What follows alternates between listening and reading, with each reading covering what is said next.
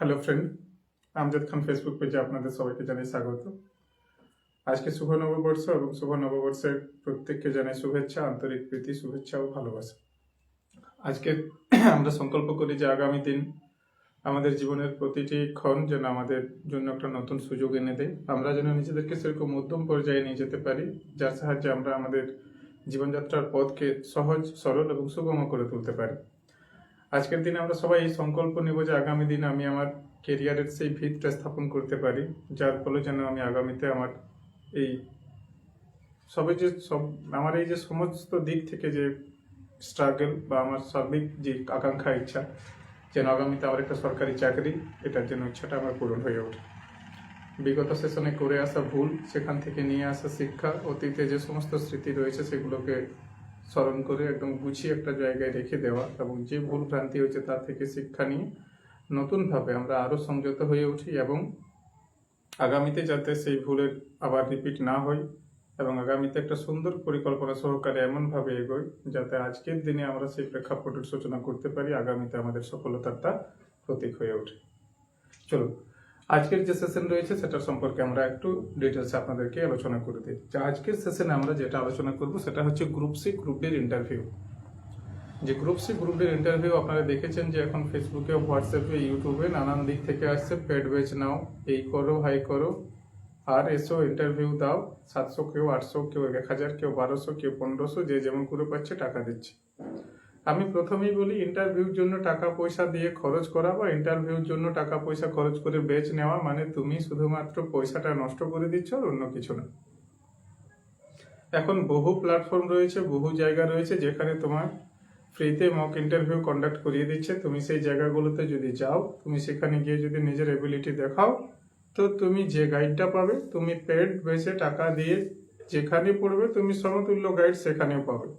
কারণ তুমি যে সেন্টারে বা যে প্ল্যাটফর্মে টাকা দিয়ে গ্রুপ সি গ্রুপ ডি বা যে কোনো সরকারি চাকরির ইন্টারভিউর জন্য তুমি যখন ডাব্লিউবিসিএস বাদ দিই, যেগুলো বড় সড়ো অফিসার লেভেলের ইন্টারভিউ হয় সেগুলোর কথা বাদ দিচ্ছি, বাকি এমনি নর্মাল আমাদের যে এক্সাম ইন্টারভিউগুলো হয় সেগুলো একটা টাকা দিয়ে নেওয়া মানে শুধুমাত্র তোমার পয়সাটা নষ্ট, অন্য কিছু না।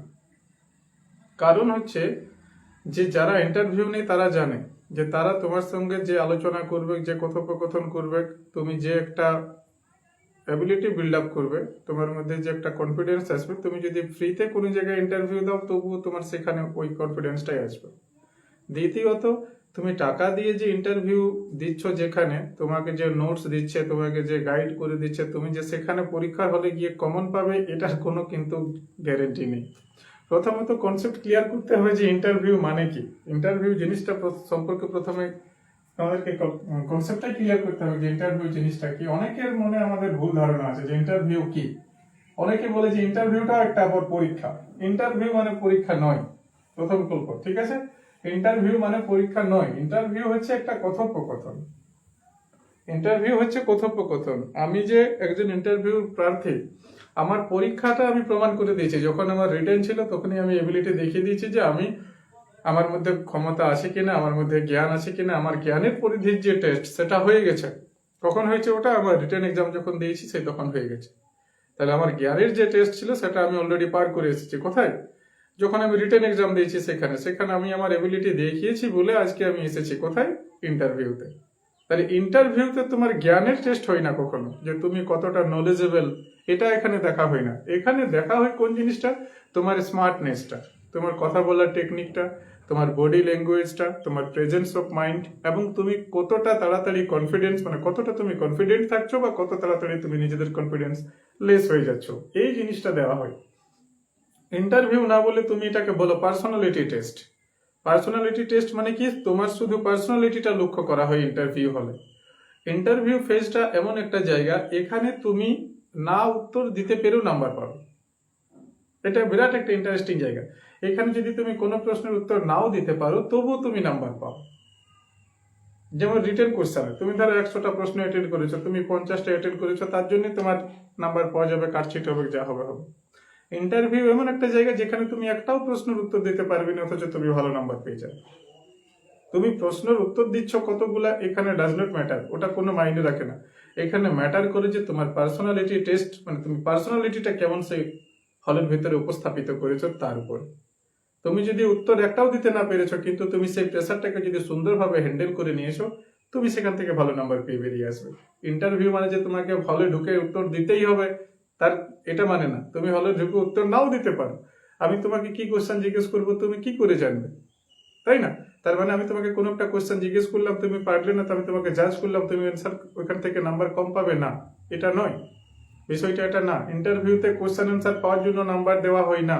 ইন্টারভিউতে নাম্বার দেওয়া হয় পার্সোনালিটি টেস্টের উপরে। তুমি নিজেকে কিরকম ভাবে গ্রুমিং সেন্স উপস্থাপিত করেছো, তুমি ওই এক্সাম কক্ষে, তুমি ইন্টারভিউ কক্ষে কিভাবে ঢুকছো, সেখানে গিয়ে কিভাবে বসছো, কথা বলার ভঙ্গি তোমার কিরকম, যখন তুমি উত্তর দিতে পারছো না সেই সিচুয়েশনটাকে তুমি কিভাবে হ্যান্ডেল করছো, তুমি ঘাবড়ে যাচ্ছ না তুমি সেই সিচুয়েশনে নিজেকে সংযত রেখে মৃদু স্মাইলের সঙ্গে সেটাকে ট্যাকেল করে নিচ্ছ, এই সামগ্রিক দিকটা তোমার কি করা হয় সেখানে দেখা হয়। আজকে আমরা সেই প্রেক্ষাপটগুলো একটা একটা একটা করে করে আলোচনা করব। প্রত্যেকে জয়েন করে যাও, প্রত্যেকে তাড়াতাড়ি জয়েন করে যাও। আমরা সেশনটা আস্তে আস্তে এরপরে কি করব, শুরু করব। দেখো, প্রথমে মনে রাখো যে ইন্টারভিউ যখন তুমি যাবে তখন তোমাকে কয়েকটা বিষয়ের উপরে সর্বপ্রথম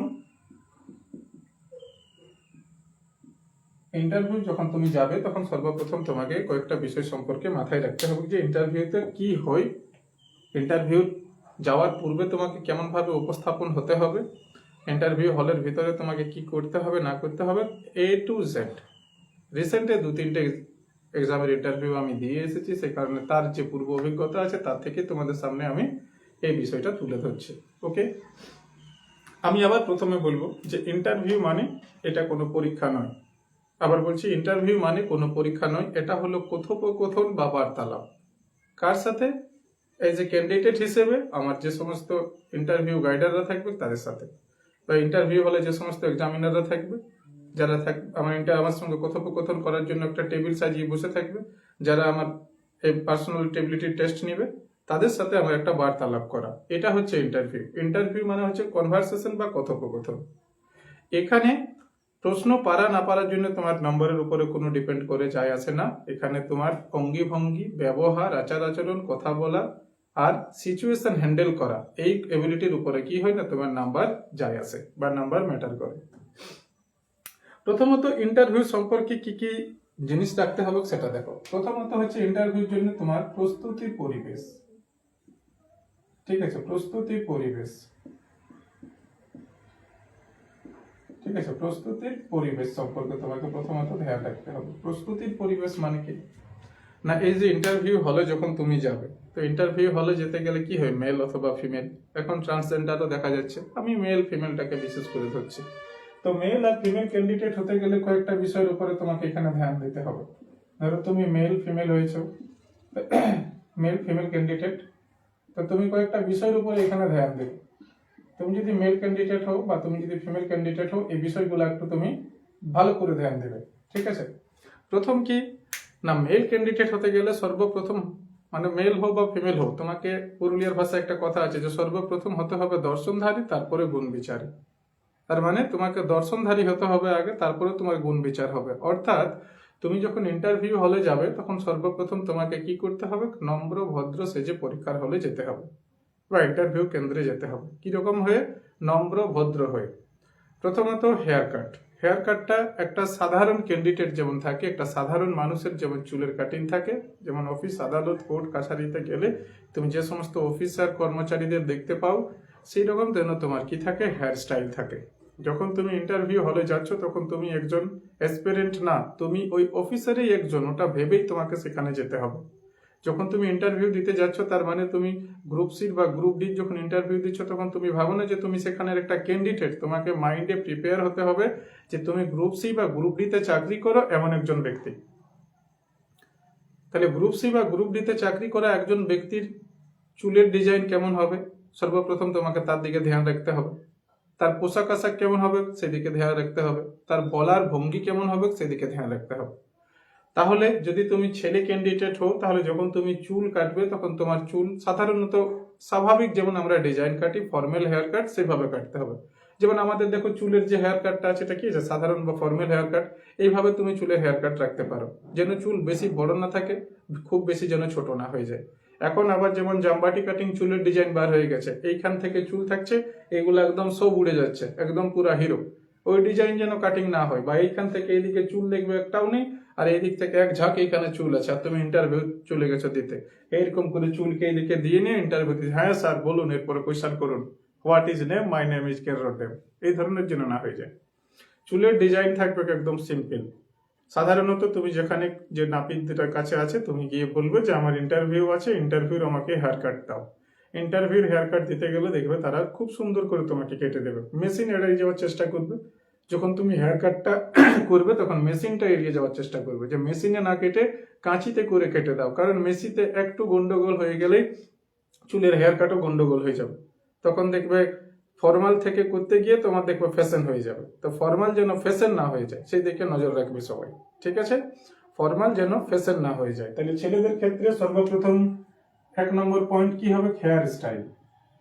হেয়ার স্টাইলটা ম্যাটার করে এখানে। তোমাকে লক্ষ্য করবে তারা যে তুমি যে একজন সরকারি চাকরিজীবী হবে আগামী দিনে, তো তোমার মধ্যে সেই শিষ্টাচারটা রয়েছে কিনা, তোমার মধ্যে সেই শিষ্টাচারটা রয়েছে কিনা, যে কোনো একটা অফিস আদালত কোর্ট, তুমি কোনো একটা স্কুলে তুমি যাবে, সেই স্কুলের অফিসে যখন তুমি যাবে, সেই স্কুলের অফিসের সুটেবল হচ্ছ কিনা, তুমি সেই মেন্টালিটির হচ্ছ কিনা, এটাকে তোমাকে আকারে ইঙ্গিতে ভঙ্গিতে তোমার পরিবেশনের মাধ্যমে তোমাকে উপস্থাপিত করতে হবে।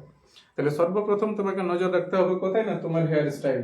হেয়ার স্টাইলটা যেন কি হয়? ফর্মাল হেয়ার স্টাইল হয়, সেখানে যেন কোনো রকমের কোনো ডিজাইন না থাকে, ঢিচু ডিজাইন, জামবাটি কাটিং, হানি সিং, বাদশাহ, আরো কি কি, সালমান খান, শাহরুখ খান, কেদার খান, এইসব কোনো ডিজাইন যেন চুলের মধ্যে না থাকে।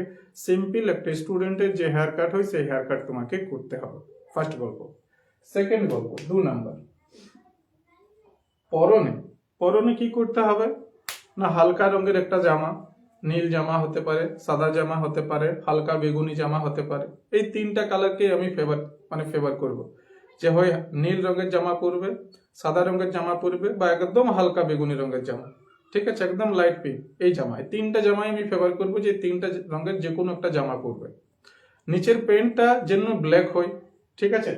নিচের প্যান্ট, যে শার্টটা যেটা পরবে সেটা কি বললাম, হয়তো সাদা কালারের শার্ট হবে, অথবা নীল রঙের শার্ট হবে, অথবা হালকা পিঙ্ক, একদম পুরো হালকা পিঙ্ক, মানে গাঢ় পিঙ্ক না, হালকা পিঙ্ক, হালকা গোলাপি, এই কালারেরও শার্ট তুমি পরতে পারো। তাহলে সাদা রঙের শার্ট, নীল রঙের শার্ট বা হালকা গোলাপি রঙের শার্ট, এটা তুমি পরতে পারো। পরনে যে প্যান্টটা ব্যবহার করবে, পরনের প্যান্ট, এটা সবসময় কালো প্যান্ট ব্যবহার করবে, কালো প্যান্ট, কালো ফর্মাল প্যান্ট। এরপরে অনেকের মনে হবে যে কালো প্যান্ট মানে নেরো জিন্স, ফাটা জিন্স, এগুলা দিয়ে কাজ চলে যাবে, না। নেরো জিন্স, কালো জিন্স, ফাটা জিন্স, কাটা জিন্স, হাঁটুর নিচে জিন্স, হাঁটুর উপরে জিন্স, আবার তো এখন নতুন জিন্স হয়েছে যে তুমি যদি জিন্স পরে হাঁটাহাঁটি করো, দেখবি তুমি রোডের উপরে হাঁটছো, পুরো রোড একদম পরিষ্কার, ঠিক আছে, পুরো রোড একদম পরিষ্কার। মেয়েদের প্লাজো প্যান্ট বার হয়েছিল, এখন দেখছি ছেলেদের ওই ধরনের জিন্স বার হয়ে গেছে। ছেলেদের শখও দেখছি কবে থেকে যেন মেয়ের শখে পরিণত হয়ে যাচ্ছে দিন দিন। আর কাউকে কোনো কিছু বলতে গেলে বলবে এটা এখন ফ্যাশন চলছে, তাহলে কাউকে কোনো কিছু বলার প্রয়োজন নেই।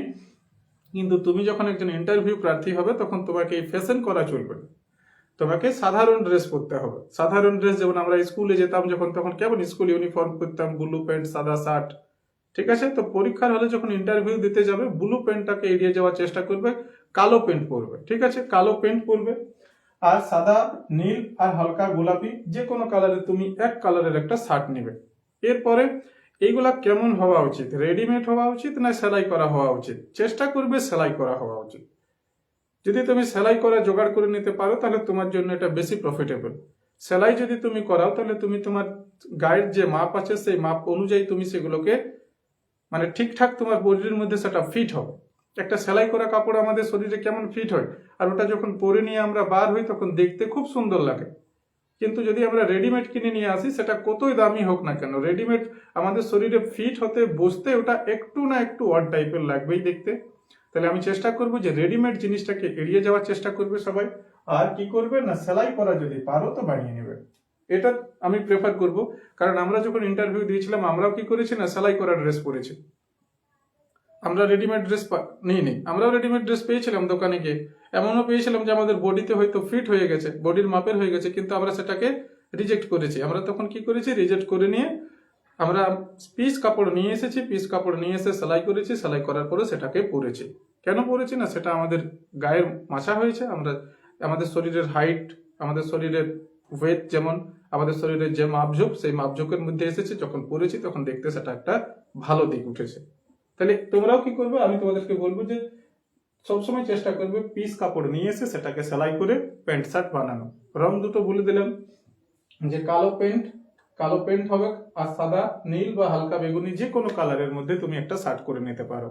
আরো অনেক রকম অনেক কেউ বলবে, তো অত কিছুতে যাও না, সাদা কালো পেন্ট, ঠিক আছে, চেষ্টা করবে সাদা কালো পেন্ট বা নীল, যে তোমার দেখবে আকাশি রঙের যেটা জামাটা থাকে, আকাশি রঙের জামা আর নীল রঙের প্যান্ট, অথবা লাইট পিঙ্ক শার্ট আর কালো রঙের প্যান্ট। ওকে, একটা বেল্ট ব্যবহার করবে। 4 নম্বরে কি করবে, একটা বেল্ট ব্যবহার করবে। একটা বেল্টের ব্যবহার করবে, বেল্টের রং নিশ্চয়ই যেন কালো থাকে, বেল্টের রং নিশ্চয়ই যেন কালো থাকে। আর চেষ্টা করবে বেল্টটা যেন কোমরের মধ্যে এক পা ঘুরে এসে আবার দ্বিতীয় পা ঘুরে মাঝটা যেন না পার হয়ে যায়। নতুবা দেখবে তোমার বেল্ট নয় ওটা, তোমার কোমরের বেল্ট নয়, তুমি অন্য কারো বেল্ট পেয়েছো, দেখবে একবার তুমি বেল্টটাকে ঘুরিয়েছো কোমরের, আরো দেখবে দ্বিতীয়বার অর্ধেকটা ঘুরে তার থেকে বেশি পার হয়ে গেছে। এই ধরনের বেল্ট নিও না। বেল্টটা এমন নিবে যেন সেটা তোমার কোমরের মাপের থেকে জাস্ট একটু বড় থাকে। যেন তুমি কি করো, একবার কোমরের বেল্টটা নেওয়ার পরে দুটো ঘরে গিয়ে যেন বেল্টটা তোমার শেষ হয়ে যায়। সবচেয়ে বেশি যেন দুটো ঘর, নতুবা একটা ঘরের পরে গিয়ে যদি বেল্টটা শেষ হয়ে যায় তাহলে সব থেকে ভালো। তাহলে চেষ্টা করবে তুমি তোমার কোমরের মাপের বেল্ট নেওয়া। বেল্টটা এমন ভাবে নিও না যেটা বেল্টটা তোমার কোমরে 2 থেকে 3 বার ঘুরে যায়। অন্য কারো নিও না, নিজেরাই নেওয়ার চেষ্টা করবে। এক সেট নিজের করে রাখবে, আগামী দিনে আরো ইন্টারভিউ যখন দিবে তখন তোমার ওই ড্রেসটাই কাজে লাগবে।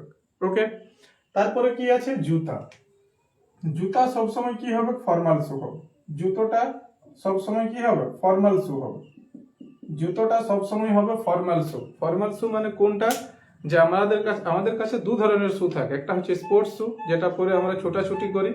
একটা হচ্ছে কুটুমালি যাওয়ার জন্য শু, যেটা কোনো সময়, যেটা স্পোর্টস শু এর মধ্যেও পড়ে, আবার ফ্যাশন শু এর মধ্যেও পড়ে। আর একটা থাকে ফর্মাল শু, যেগুলা কালো লেদারের শু এর মতো হয় দেখতে। বেশি না, প্রায় 5 থেকে 700 টাকার মতো দাম নেই। 500-700 টাকার মধ্যেই তোমরা ওই শুগুলা পেয়ে যাবে। ঠিক আছে, 500-700 মধ্যে নিবে, বেশি খরচ করার দরকার নেই। 500-700 মধ্যে গেলেই তোমরা ওই শুটা পাবে। কিন্তু শুটা নেওয়ার সময় 2-3টে ডিজাইন দেখে নেবে। এই শুগুলা অনেক রকমের হয়। এই শুটার কিছু কিছু অংশ থাকে দেখবে উপর দিকে এরকম অনেকটা উঁচু থাকে, নাগরাজের মতো থাকে, এরকম করে শুগুলা থাকে। এইগুলাকে অ্যাভয়েড করার চেষ্টা করবে। ঠিক আছে, এই ধরনের শুকে অ্যাভয়েড করার চেষ্টা করবে। যার ডগটা দেখবে একদম সুচালো থাকে, এই সুচালো থাকে, অনেকটা উপরের দিকে থাকে অংশটা, এটাকে এড়ানোর চেষ্টা করবে। এই ধরনের শু ব্যবহার করবে না। এই ধরনের শু ব্যবহার করলে পরীক্ষার হলে ওটাকে দেখতে একটু খারাপ লাগে। দেখবে যখন বর বিয়ে দিয়ে করতে যায় তখন দেখবে যে শু ডিজাইন গুলা তোমরা দেখেছো, উপর দিকটা দেখবে এরকম বাঁক টাইপের থাকে, যেন হাতির স্যুট, সেই ধরনের এরকম ডিজাইন করা উপর দিকে ওঠা থাকে। ওই শু গুলোকে অ্যাভয়েড করার চেষ্টা করবে। ফর্মাল শুয়ে দেখবে কিছু শু থাকে যাদের ডিজাইনটা আগের দিকটা এরকম ঘোরানো থাকে, এই ধরনের শুটাকে নেওয়ার চেষ্টা করবে। এই শুটা আগের দিকেটা দেখবে যেন প্রশস্ত থাকে বা বেশি সুচালো যেন না হয়। ঠিক আছে, আগের দিকের যে ডগাটা থাকবে শুটার, সেটা যেন এরকম একটা রাউন্ড শেপে থাকে, খুব ভালো। রাউন্ড শেপ পেয়ে গেলে খুব ভালো। বা হালকা যদি সুচালো থাকে তবুও কাজ হবে, কিন্তু যেন খুব বেশি সুচালো না হয় বা উপর দিকে এরকম উঠে থাকে সেরকমও যেন না হয়। একটা রাউন্ড ফেসে শু পাওয়া যায়, সেই শুটা নেবে। এবং শু সবসময় নিজের পায়ের মাপের নেবে। শু সবসময় নিজের পায়ের মাপের নেবে, যেন হাঁটতে গিয়ে তোমার পা যেন উঠে না যায়, যে তুমি যখন হাঁটছো তখন পায়ের এড়ি বা হিলটা এরকম উপরে উঠছে আর বসছে, উঠছে আর বসছে। এটা যদি হয় তো এটা দেখতে খুব বাজে। ঠিক আছে, তাহলে শু যখন নিবে তো শু সবসময় কি করবে, নিজের পায়ের মাপের নিবে। আর এই শু সবসময় তুমি ফেভার করবে কালো কালারের, কারণ তোমার পেনটা কি, পেন্ট যে নিচ্ছ সেটা তোমার কি হচ্ছে, কালো কালারের হচ্ছে, বা লাইট ব্রাউন। যদি কালো কালার না পাও তাহলে নিবে লাইট ব্রাউন। ঠিক আছে, লাইট ব্রাউন দেখতে অনেকটা এটাও কালোর মতোই। তাহলে জুতো দুটো কালার বললাম, হয়তো তুমি একটা কালো কালারের জুতো নিবে অথবা তুমি লাইট ব্রাউন কালারের জুতো নিবে। ঠিক আছে, কালো কালারের জুতো নিবে অথবা লাইট ব্রাউন কালারের জুতো নিবে, ছেলেদের ক্ষেত্রে বলছি। এরপরে দেখো ওর সঙ্গে কি থাকে, মজা। জুতোর সঙ্গে কি করতে হয়, মজা। আমি সবাইকে ফেভার করি সবসময় এটা, যে যেহেতু পেন্টের রংটা কালো, জুতোর রঙও কালো, তাহলে মজাটাও কালো নিবে। আমি এটা ফেভার করি পার্সোনাল সবাইকে, যে মজাটা নিবে সে মজাটাও যেন কি থাকে, কালো রঙের মজা থাকে। কালো রঙের মজা নিতে গেলে কি হবে না, তোমার যখন তুমি পরীক্ষার হলে প্রস্তুত নিজেকে উপস্থাপিত করবে, যদি কোনো কারণে বাই চান্স পেন্ট হালকা একটু উঠেও যায়, তাহলে তোমার একটা ব্যাড ইমপ্রেশন হবে না। তোমার পেন্ট, জুতোর কালার, পেন্টের কালার আর মজার কালার, তিনটা জিনিস তোমাকে সেই জায়গাটায় অনেকটা হেল্প করবে। তোমার মানে একটা আলাদা বা একটু অড টাইপের যে জিনিসটা লক্ষ্য করা থাকে, যে তোমার জুতো এক কালারের, প্যান্ট এক কালারের, আর মজা দেখবে হলদা রঙের, তো এখানটা কেমন একটা অড টাইপের জিনিস লক্ষ্য রাখবে। ওই অড টাইপের জিনিসটাকে মানে এড়িয়ে যাওয়ার চেষ্টা করবে। ওইখানে কালো রঙের যদি তোমার থাকে, মজা থাকে, তাহলে দেখতে জিনিসটা ভালো হয়। তাহলে এটাকে মনে রাখবে সবাই। তাহলে ছেলেদের একবার সামারি বলে দিচ্ছি, প্রস্তুতি পরিবেশ বা প্রস্তুতি পর্বে তুমি কি কি খেয়াল রাখবে। প্রথমত মাথার হেয়ার স্টাইল, সেটা যেন ফর্মাল থাকে, স্টুডেন্ট হেয়ার কাট থাকে, যেন কোনো হানি সিং, গব্বর সিং, বাদশা সিং এই ধরনের কোনো স্টাইল না হয়ে যায়। দ্বিতীয়ত পরনে যে শার্টটা ব্যবহার করবে সেটা যেন সাদা, নীল বা হালকা বেগুনি, হালকা পিঙ্ক কালারের মধ্যে হয়। তৃতীয়ত পরনে যে প্যান্ট ব্যবহার করবে সবসময় যেন তার রংটা কালো রঙের হয়। যে বেল্ট ব্যবহার করবে বেল্টটাও যেন কি হয়, কালো হয়। যে জুতোটা ব্যবহার করবে জুতোটা ফর্মাল শু হয়, যেন রং কালো বা লাইট ব্রাউনের মধ্যে হলেও চলবে। আর মনে রাখবে জুতোর আগের দিকে শেপটা যেন কি হয়, রাউন্ড শেপ হয়, ঠিক আছে। আর সবশেষে যে মজাটা ব্যবহার করবে সে মজাটা যেন কি হয়, কালো রঙের হয়। ওকে, কালো রঙের মজা যদি ব্যবহার করো তাহলে তোমার ড্রেসটার পক্ষে সেটা কি হবে, মানানসই। এরপরে অনেকের প্রশ্ন যে স্যার টাই ইউজ করবো কিনা, টাই, যে স্যার টাই পরে যাবো কিনা।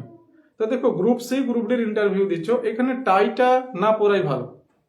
গ্রুপ সি গ্রুপ ডি লেভেলের ইন্টারভিউতে টাইটা না পরাই ভালো। যদি কোনো অফিসিয়াল লেভেলের ইন্টারভিউ থাকে তাহলে সেখানে টাইটা পরা যায়।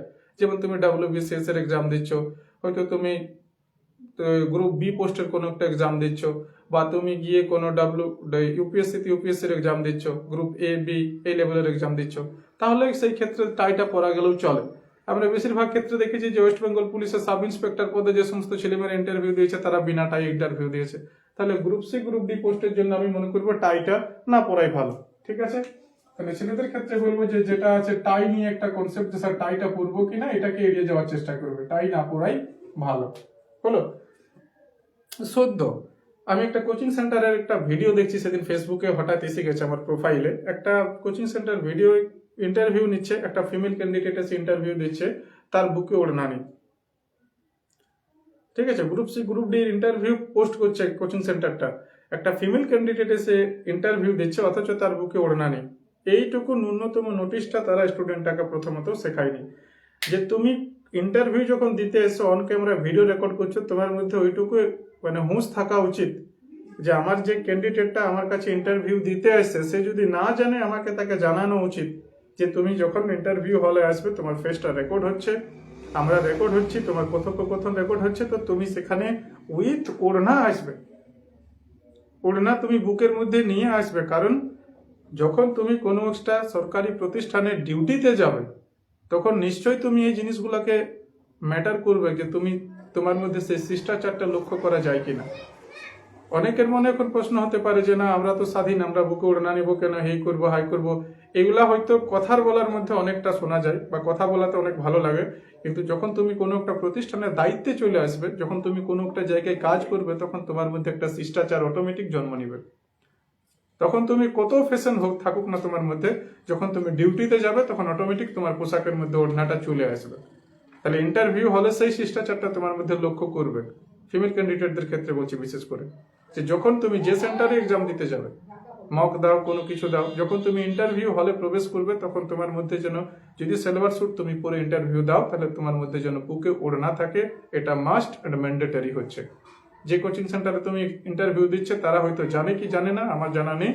যদি তারা জানে না তাদেরকে অবগত করবে, যদি তারা জানে তাদের এই বিষয় সম্পর্কে স্টুডেন্টদেরকে গাইড করে দেওয়া উচিত। চলো এরপরে ফিমেল ক্যান্ডিডেটদের সম্পর্কে বলছি। প্রথমত মেয়েদের হেয়ার স্টাইল কেমন হবে।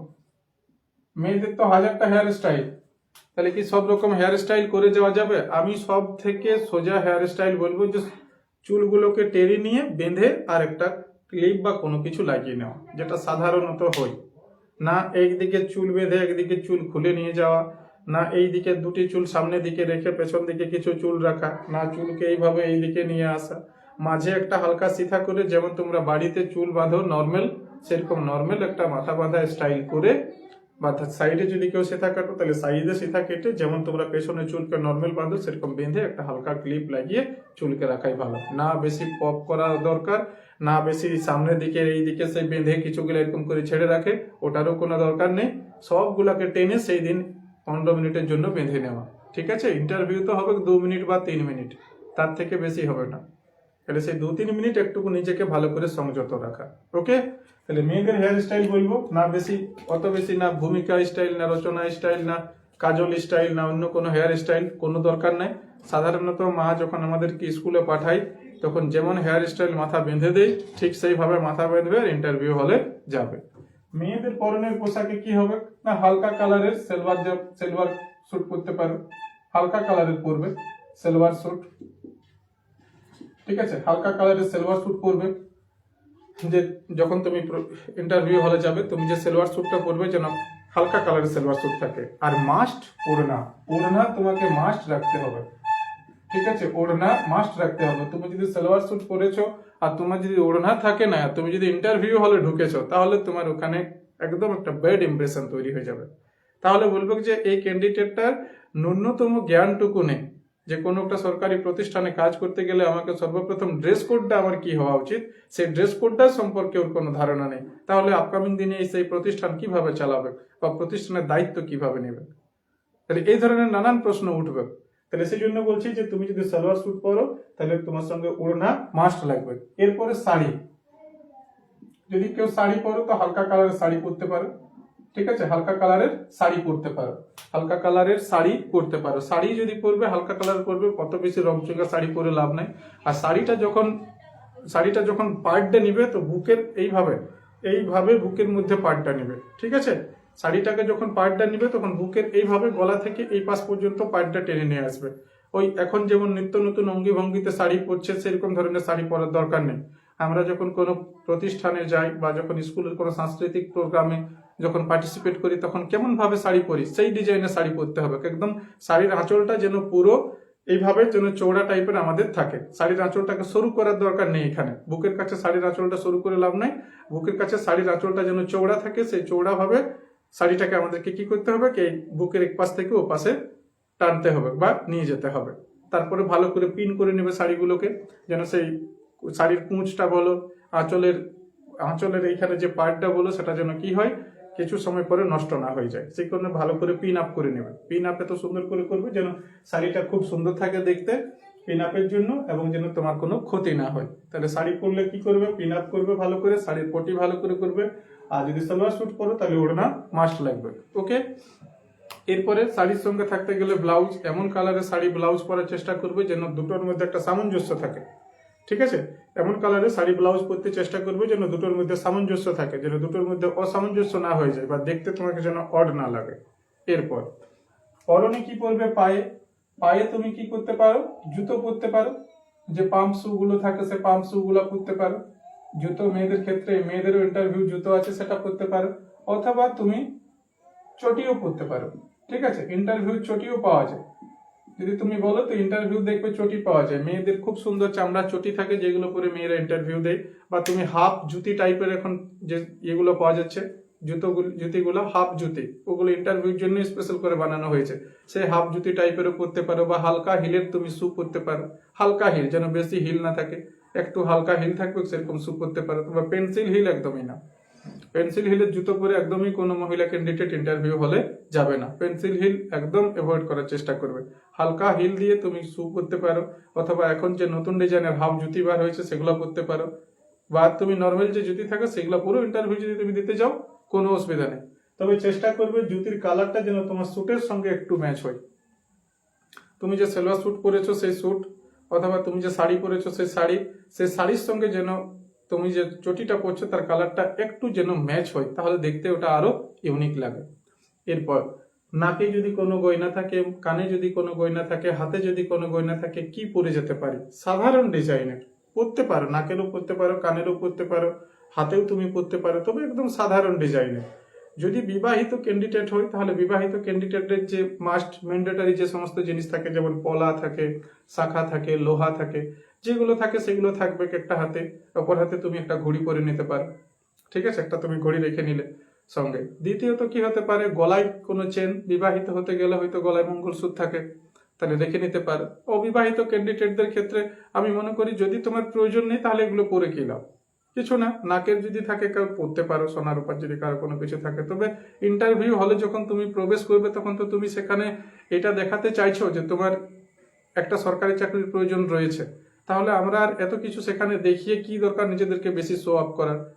নতুবা বলবো কি, তো আপনি নাকের পরে আছেন, কানের পরে আছেন, এগুলো সবই সোনার, আপনার তো টাকা পয়সার কোনো অভাবই নেই। তাহলে আপনি এবার গ্রুপ ডির ইন্টারভিউ দিবেন, আপনি চাকরি পেলে কি গ্রুপ ডি চাকরি করবেন বা গ্রুপ সি চাকরি করবেন? তখন একটা এক্সট্রা কোয়েশ্চেন হয়ে যাবে। তার কারণে ড্রেস কোডটা এমন ভাবে নিজেদের মধ্যে রাখবো যে তারা দেখেও যেন বুঝতে পারে যে হ্যাঁ, না, আমার একটা সরকারি চাকরি সত্যিই নিড আছে, বা এই গ্রুপ ডি চাকরিটার জন্য আমি ইন্টারভিউ দিতে এসেছি, এটার অত্যন্ত দরকার আছে আমার। তাহলে সেইভাবে নিজেদেরকে সাজানোর চেষ্টা করবো। তাহলে আমি মনে করি যে ওভার সাজ এটাকে এড়িয়ে যাওয়া দরকার। হালকা মেকআপ করে নিতে পারো, মেয়েদের ক্ষেত্রে হালকা মেকআপটা কি আছে, এলিজিবল আছে। মেয়েরা যদি হালকা মেকআপ করে সেখানে নিজেদের গ্রুমিং সেন্সটাকে ভালো করে বাড়ানোর চেষ্টা করবে। গ্রুমিংটা ভালো করে দিয়ে নজর রাখবে বিশেষ করে, কারণ গ্রুমিংটা অনেকটা বেশি একটা ফ্যাক্টর প্লে করে। দেখতে দেখতে কি হয় বলো না, পছন্দের ব্যাপার আছে। যাদের ওরা পছন্দ হোক, ছেলে বা মেয়ে দুটোর ক্ষেত্রে বলছে, ইন্টারভিউ হলে যখন তুমি প্রবেশ করবে, দেখতে যদি ওদের পছন্দ হয়ে গেল, তোমাকে দেখে যদি পছন্দ হয়ে গেল, তোমার সঙ্গে কথা বলে যদি তোমার ইমপ্রেস হয়ে গেল, ওরা তোমাকে অটোমেটিক নাম্বার একটু বেশি দিয়ে দেয়। তাহলে গ্রুমিং সেন্সটার দিকেও নজর রাখতে হবে, আর স্পিকিং এবিলিটির দিকেও তোমাকে নজর রাখতে হবে। ওকে, আর কি বলছিলাম যে হ্যাঁ, সাজার ক্ষেত্রে আমি বলবো যে যারা অবিবাহিত মেয়ে তাদের ক্ষেত্রে সাজসজ্জাটা এড়িয়ে যাওয়াই উচিত।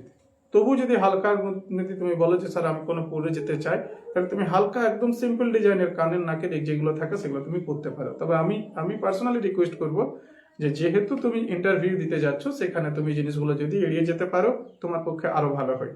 কিন্তু বিবাহিত ক্যান্ডিডেটদের ক্ষেত্রে যেগুলো ন্যূনতম রাখতেই হবে সেইটুকু ডাটা রেখে বাকি সমগ্র কিছু এড়ানোর চেষ্টা করবে। যদি মেকআপ করতে হয় মুখে হালকা মেকআপ করে নেবে।